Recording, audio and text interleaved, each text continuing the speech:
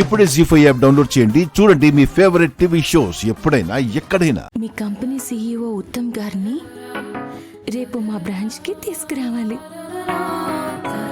Sorry అండి, ఆయన చాలా స్ట్రిక్ట్. పైగా మీ బ్రాంచ్కి వచ్చిన విషయం వాళ్ళ నాన్నమ్మ వాళ్ళకి తెలిసిందనుకోండి, ఇంకేం లేదు, అతని ప్రాణం తీసేస్తారు.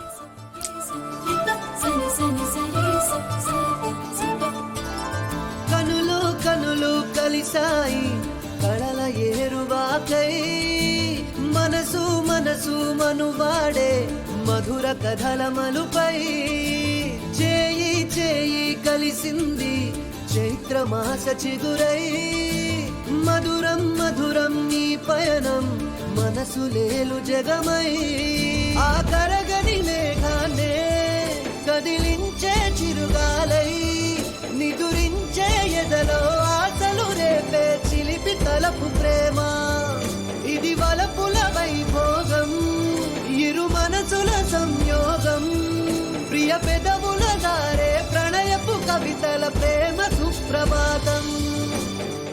ఎందుకంత కోపం? వాడు రాడని చెప్పాను కానీ నేను రానని చెప్పలేదుగా. ఏం మాట్లాడుతున్నారు? మా బ్రాంచ్ కి రావాల్సింది CEO, PA కాదు. డైరెక్ట్ గా CEOనే రావాలి. మీరొస్తే ఏంటి ఉపయోగం?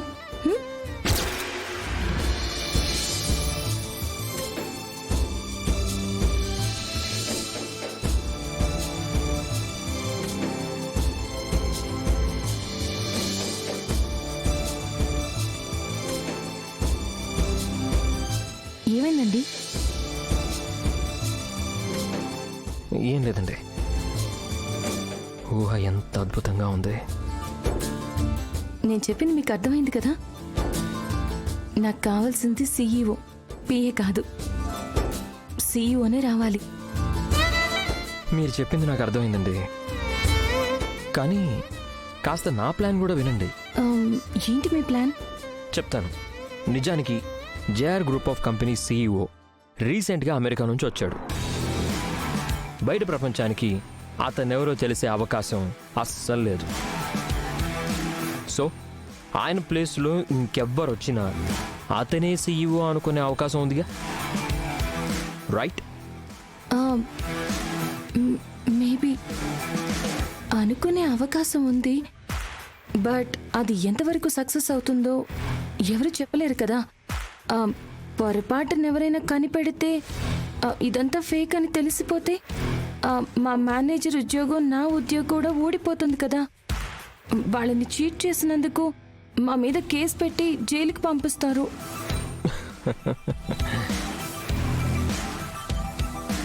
మీకు అవకాశం రాదండి.